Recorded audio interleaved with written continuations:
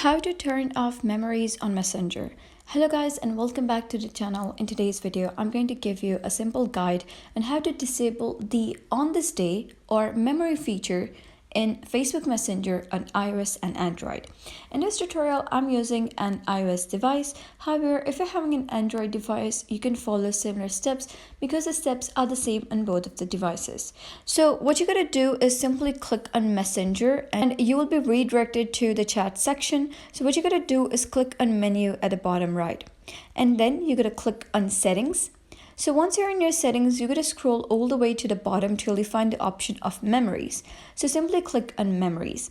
And basically, the photos, videos, and messages from your chats will be used to create memories. And it is an end-to-end encrypted chats technology on your device selects memories to show you. So here, you'll be able to see that the option for memories is toggled on. So you can simply click on this and toggle it off. Now, you wouldn't be able to see all your past videos or posts. That means that you have disabled or turned off your memories features.